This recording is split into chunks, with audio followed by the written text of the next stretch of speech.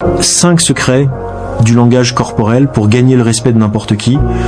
Il existe 5 choses qu'un homme peut faire sans dire un mot, et le monde l'écoute. Pas parce qu'il parle fort, mais parce qu'il reste inébranlable. Commençons.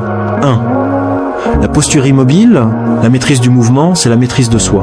La vraie force ne s'agite pas, elle ne sursaute pas, elle ne réagit pas à la pièce. Elle l'impose, précisément parce qu'elle refuse de la poursuivre.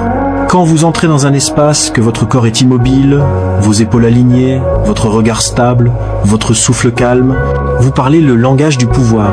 Comme l'a écrit Marc Aurèle, l'âme prend la couleur de ses pensées. Si l'âme est agitée, le corps le reflète. Si l'âme est ancrée, le corps devient inébranlable. Entraînez votre posture à refléter votre discipline. Pas de la fierté, pas de l'arrogance, mais la certitude silencieuse d'un homme qui n'a besoin de rien et ne craint personne. Cette immobilité pousse les autres à se remettre en question pendant que vous restez intouchable. 2. Le regard différé des yeux qui ont déjà décidé. La plupart des gens balayent la pièce du regard. Nerveusement, ils essaient de lire les expressions des autres. Désespérés d'être aimés, compris, validés. Mais un homme fort intérieurement ne cherche pas de réaction. Il les observe, tenez le regard, mais ne le poursuivez jamais. Regardez les gens non pour les impressionner, mais pour comprendre ce qu'ils révèlent sous pression.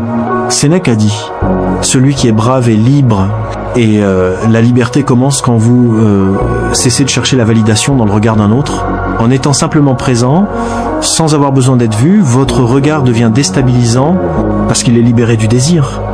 Et dans un monde où tout le monde cherche, la liberté, c'est le pouvoir. 3. La pause calculée, parlez moins, pesez plus. Chaque fois que vous marquez une pause avant de répondre, vous vous distinguez des faibles. Ceux qui réagissent émotionnellement se précipitent pour parler, mais les disciplinés attendent. Et dans ce silence, ils construisent leur force. Épictète nous a enseigné, nous avons 2 oreilles et une seule bouche pour écouter 2 fois plus que nous ne parlons. Un homme calme, qui prend le temps de répondre, montre que ses mots ne sont pas dictés par l'impulsion. Ils sont forgés dans la réflexion.